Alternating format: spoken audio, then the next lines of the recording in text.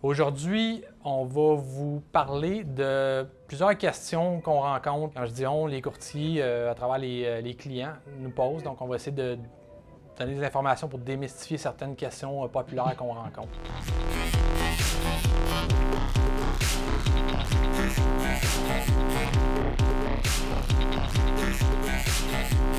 La première étant aujourd'hui, comment on se retire d'une offre, ou si vous aimez mieux, d'une promesse d'achat.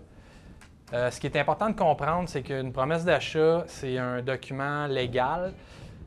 Donc, c'est pas des choses qu'on prend à la légère. Ça implique des engagements.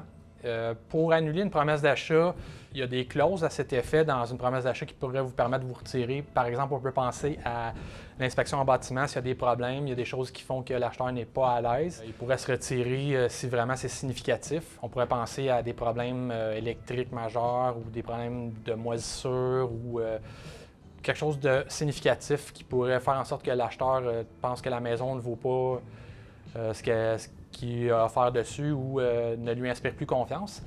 La même inspection, si jamais l'acheteur venait qu'à faire des demandes puis que le vendeur trouvait ça excessif, bien, le vendeur, si les parties ne s'entendaient pas suite à ces demandes-là, bien, ça pourrait aussi mettre un terme à la promesse d'achat. On peut penser aussi à la clause de financement.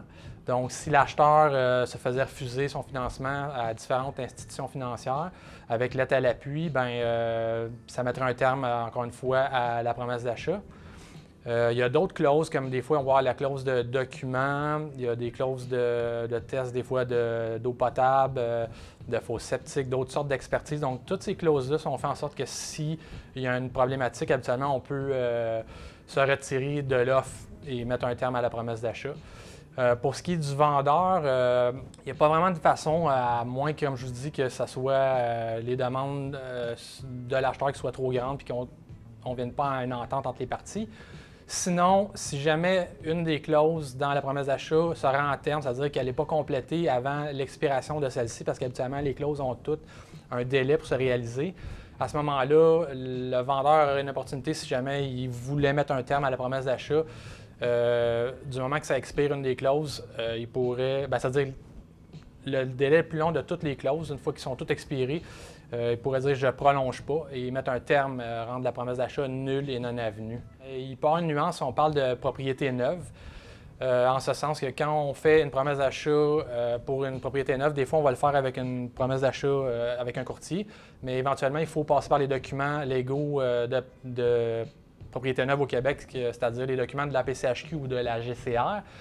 Ces documents-là ont une clause qui permettrait à l'acheteur un dédit, c'est-à-dire il y a une période de 10 jours suite à la signature de l'entente pour changer d'idée. Par contre, soyez avisés que le contracteur ou le vendeur d'une maison neuve a le droit de demander un dépôt jusqu'à 1,5 % de la valeur de la propriété. Puis si vous avez donné le dépôt, à ce moment-là, vous pouvez perdre le fameux dépôt de 1,5 %. Donc, pensez-y bien à vérifier.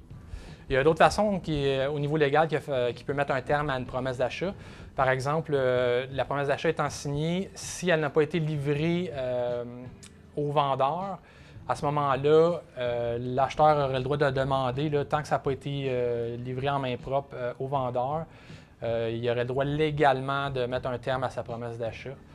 Et aussi, une promesse d'achat peut être annulée suite à une décision juridique. Donc, si jamais il y aurait un différend entre les parties, puis on réussit à pas s'entendre, puis il faut aller en cours, avoir des avis juridiques, bien, s'il y a un avis qui tranche en faveur d'une annulation de la promesse d'achat, bien, ça serait l'autre façon de mettre un terme à une promesse d'achat.